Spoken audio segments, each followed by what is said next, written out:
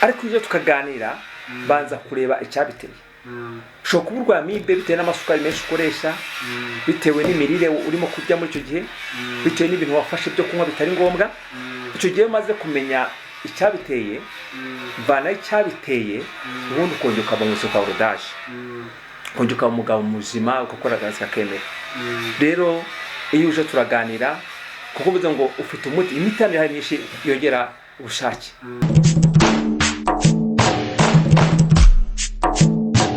Abavuzi gakondo benshi basigaye bamamaza ku mateleviziyo, ku ma YouTube, hose ugiye ku mafoto ngo bafite indwara, hari indwara nyine bakunda ngo kuvura nk'abantu ngo byanze nyine ngo mukongera ubushake. Ndagira ngo tubwire icyo kintu, ni ikibazo abantu benshi bari kudukurikirana, sibyo? Hari ababeshya abantu, hari abababwiza ukuri, ikintu bita mu bushake ngo mu gutera akabariro sinzi. Abavuzi gakondo benshi abantu niho bakunda kubonera abantu benshi cyane baza kwivuza iyo ndwara, kuko iki ni ikibazo cyane nyine kiri gutuma ingo nyinshi zisenyuka, ahenshi bagacana inyuma. Ndagira ngo tubwire kuri icyo kibazo cy'ubushake cyangwa se cy'icyo kibazo gikunze kugaragara, utubwire wowe urakivura, ese uragiye n'iki tubwiraho? Urakoze cyane. Ni ikibazo gikomeye cyane kuko hano hanze kugira ngo ugaragare ko umuvuzi gakondo ngo ngiye ngo n'ababuze ubushake mfite imiti yo gutera akabariro. Ni ikibazo gikomeye cyane kuko kirahangayikishije sosiyete nyarwanda. Ariko tubanza kumenya se icyo kintu gitewe n'iki. Cyavuga ku nzoka ya amibe. Amibe iragenda ikagukona neza bikanga. Rero biriya bintu ushobora guterwa n'ibintu byinshi. Ushobora gutuva kuri amibe bikava kuri stress n'ibindi bintu bitandukanye byinshi byatera iyo ndwara. Rero wibeshye ukavuga ngo uyu muti ne wabivura utabanje kugira ngo usange muganga gusuzume, bishobora kuba byateza ikindi kibazo n'undi kona biranze. Ukaba bavuga ngo ntago umuganga avura cyangwa bampaye imiti bikanga. Nk'urugero, murashobora kuba arwaye umutwe. Iyo umuntu arwaye umutwe wese kujya gushaka iki? Paracetamol. Ariko ikibazo wa mutwe urimo guterwa n'iki? Niba wasitaye igisebe kikaba kirimo kigira ku bwonko bukananirwa, nutavura cyesanye mu mutwe urapfa kukira. Ushobora kuba ufite ikibazo mu mara mu nda. Yamara akagize ikibazo kugira ngo akumenyesha ko ameze nabi, urahita urwara umutwe. Hari ibintu byinshi bishobora gutuma ugaragara ko urwaye umutwe ariko atari mu kibazo cy'umutwe. Ntekeza ko umuntu arwaye umutwe wese aba yasase. Umutwe ubwawe warwayemo imbere ukarwara mu bwonko urasara. Ariko ikibazo cyose ugize ku mubiri cyose ucyumvira he mu bwonko. Rero n'icyo kintu cyo gutera akabariro imiti irahari. Ariko iyo tukaganira banza kureba icyabiteye. Ushobora kuba urwaye amibe bitewe n'amasukari menshi ukoresha, bitewe n'imirire urimo kurya muri icyo gihe, bitewe n'ibintu wafashe byo kunywa bitari ngombwa. Icyo gihe umaze kumenya icyabiteye, vana icyabiteye, ubundi ukongera ukaba mu isuka urudaje, ukongera ukaba umugabo muzima ugakora akazi kakemera. Rero iyo uje turaganira kuko uvuze ngo ufite umuti, imiti hari myinshi yongera ubushake, irahari myinshi. Ariko birasa ngo uze kuko ushobora kuba uwo muti ukaba udahuje n'indwara yawe. Nkunyesha ngo umuti wongera ibisembo, ariko ufite ikibazo cya stress, ufite ikibazo cy'umunaniro, ufite ikibazo cyo mu bana mutarimo muhuza. Icyo gihe rero niyo nakongera imisembo ariko nta umuhuza muri bana mudahuje, bishobora kwanga. Wifite stress zitasanzwe z'urugo, wifite umunaniro uhoraho, bisa kugira ngo ndebe ikibazo ufite cyo tuvura. Ndamutse ndimo nkuvura umunaniro ariko imisemburo yacitse nayo amibe yaramaze kwangiza imisemburo, nabwo ntibyakwemera. Tugiye tuganire rero, ndakonsulta nkamenya ikibazo ufite, tukaganira bikemera bigashoboka.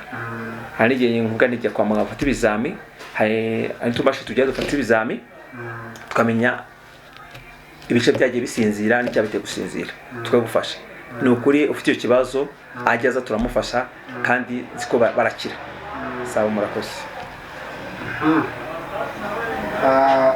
Tunata tugora ku musozo, none tuzagaruka noneho ujye tubwira indwara ku ndwara, tuvuga uyu munsi batubwira kuri amibe, tuyiganireho nkuko batubwiye ikibazo cy'ubushake, noneho tugifatire ubusesenguzi. Yego. Utubwira ati bigenda tuyiganireho gusa, twagiye tubona hari indwara mu muvura ngo telekomonasi, wenda uwo munsi tuganirize kuri iyo ndwara gusa, twagiye tubona izindi ndwara amahumane yatubwiremo utubwira ati ibibazo by'ibiteganyo umunsi tugiye kubiganiraho bifata gute bihagije tujye tuganira indwara ku ndwara cyangwa tugana ku musozo rero batubwiye ko mukorana na leta batubwiye yuko mukorana na amavuriro yandi ya leta ariya y'amasantere de sante kugira ngo turwana ku musozo. Nanjye nari icyo nashaka kumubaza ndamubaza yatubwiye ko avura kuko twabibonye ibyo akoresha ari kuvura turabibona kandi tuzi neza ko abenshi muvuza ari umurozi ese aho ntabavura kimwe akatutera ibindi cyangwa akaba yateza ibindi bintu avura urugero ashobora kuvura indwara imwe wenda akavura nk'iyo telekomunazi ugasanga gukubisemo nka sida urugero ese wowe ntabwo ujya ubikora?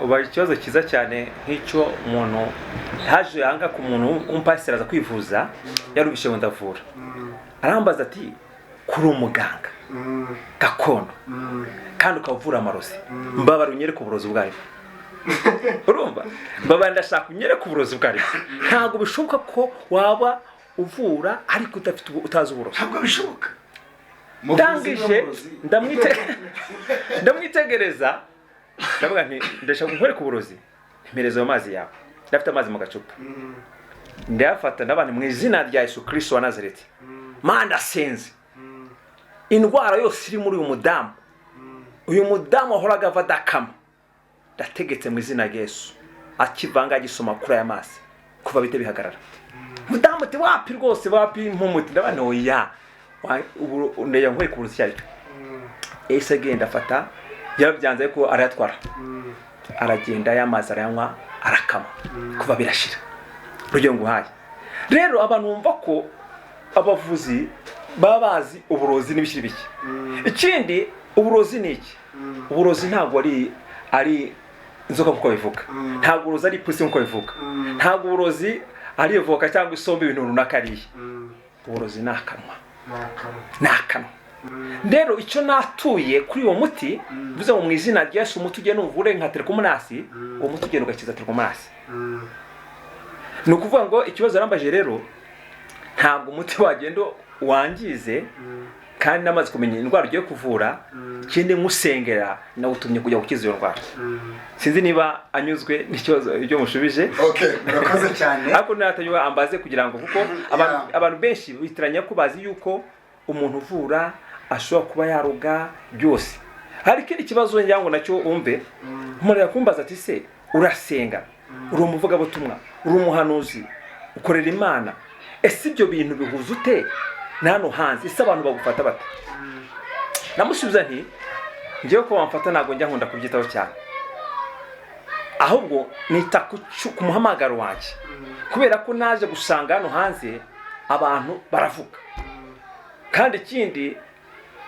buri muntu wese afite icyo ashoboye hari abashoboye kuvuga nka rero amureka akavuga ngiye umuhamagaro wanjye Imana impamagara mwe ngo uzabe uko ushaka bizatuma ugera ku cyo ushaka bituma rongewe igihe cyose mbaho uko nshaka kugira ngo ngere ku cyo nshaka ikindi ku Imana yampamagare kuvura nita ku muhamagaro ndimo nkora ntabwo nita ku byo barimo bavuga kuko ari ngewe umuntu akuvuga akavuga bigaruka nawe yaje gusa kukureba kubera ko nta handi igisubizo kiri Imana yawe gushyira kugira ngo ube igisubizo cy'abantu rero nahangaho nizera rero numva yuko nita ku byo nshaka kugeraho nkita ku cyo nahamagariwe nkita ku buvuzi bwanjye ntabwo ujya nita ku byo abantu bavuga cyangwa no umuhamagare uko ngenda senga Imana kandi kanyumva cya kabiri iyo mbwiye Imana kwimpinyiriza umurwayi agakira nkoresha ibyaremwe biranezeza naho abandi abo uvuga ngo umuntu intege ngo wenda kuvura no gusenga ntabwo bihuye abagenda cyazo jya mbigiramo kuko nzi neza ko ibyaremwe n'Imana yabiremye kugira bifashe kuvura iki bivura abantu kandi nayo kuva kera yabikoreshaga we nk'urugero ndumva ari mu gitabo cy'abantu nabami Elisa ngo abana b'abahanuzi bagiye kwasa ngo bagiye kwasa ishoka irabacikirwa mu mazi imaze gucikwa mu mazi ntabwo Elisa yaje ngo mu izina rya Yesu washoka izamuka ko ahubwo yafashe igiti aragica araje ngo akirambika mu mazi ngo yashoka irangiye ite irareremba yego ngo yashoka irangiye ite irareremba none ubwo yandi kwiga ku giti cyitwa hari igiti bita umukuru bivuze ngo ibi biti dukoresha ibiti Imana yaremye hano hanze bifite imbaraga nyinshi zo kuvura bifite imbaraga zo gukora ibintu bitandukanye niba bajya bava ngo umuntu ngo abantu bakoresha ibintu by'imyuka mibi n'imyuka mibi hajya usanga ari ibyatsi bakoresha nakiri bakoresheje nabwiye ngo niwemera ko umugombe wirukana imyuka mibi uzemera ko n'igiti runaka cyafata umujura yego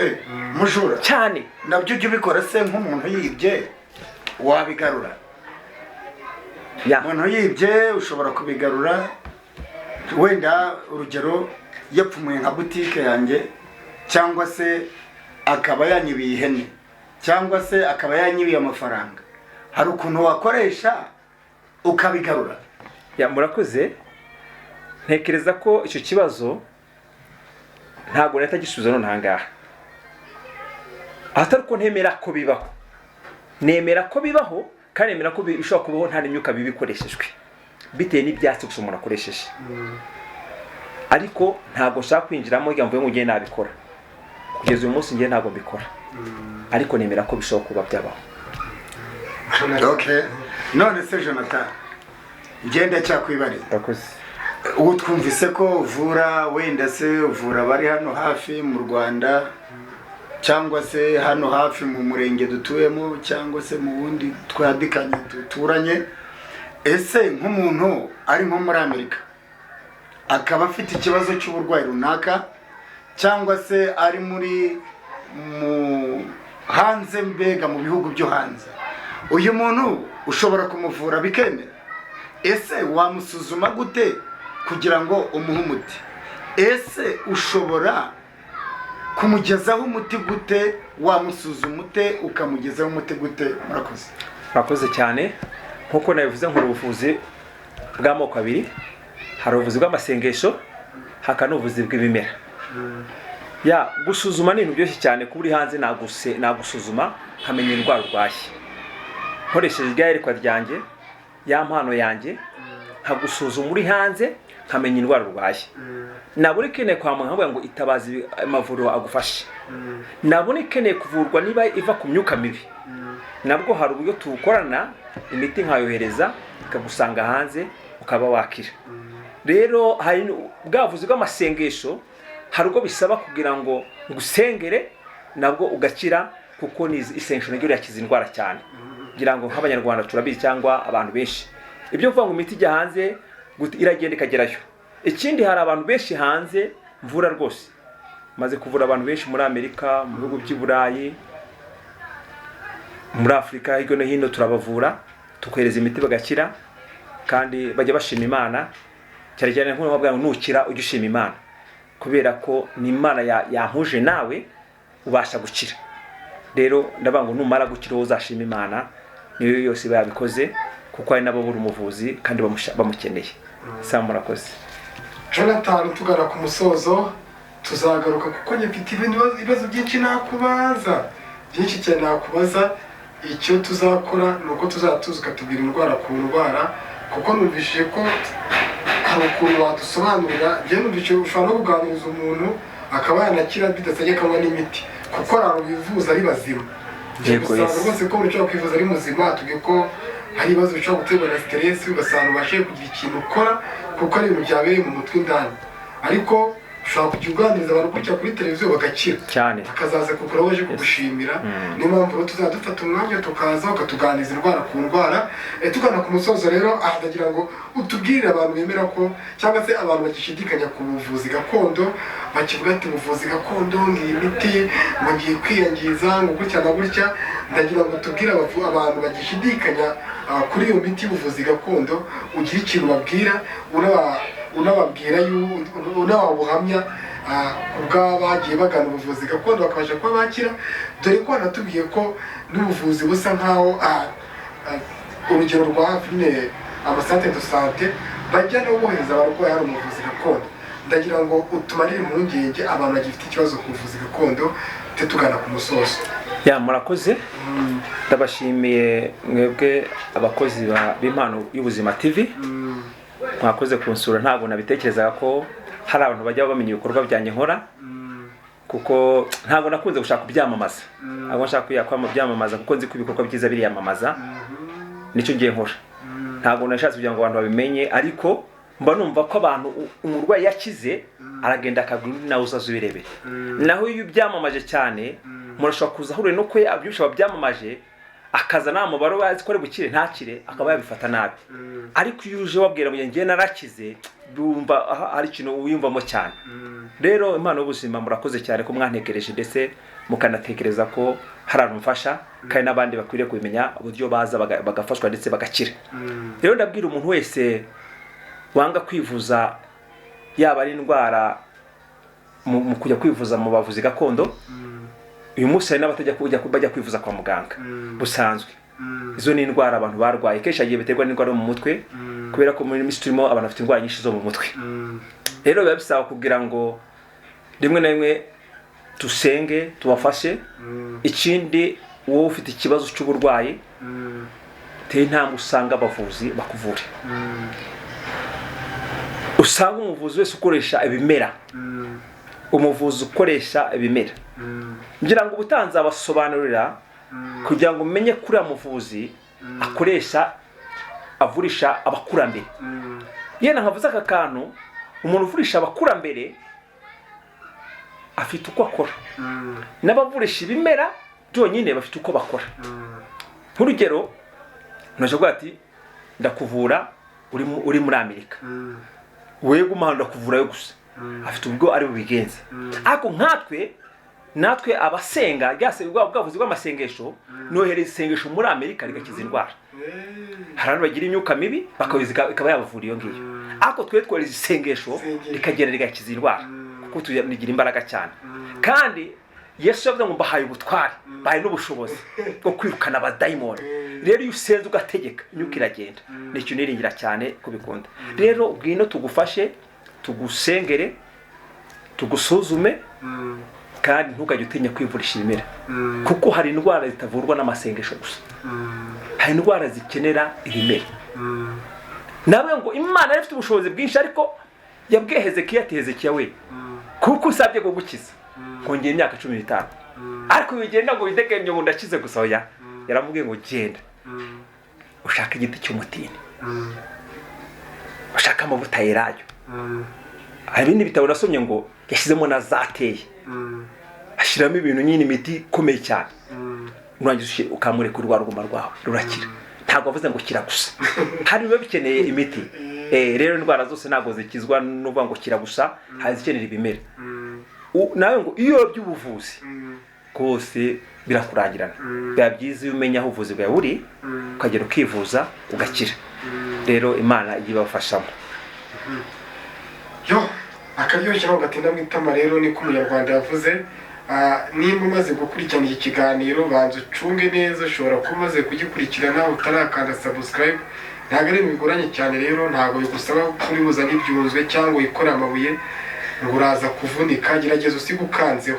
Niba kuri iki kiganiro gerageza ujye muri comment ugire ikintu wandika, ushibire muganga kubyandika. Ntabwo gusaba iminota 2 umunota umwe.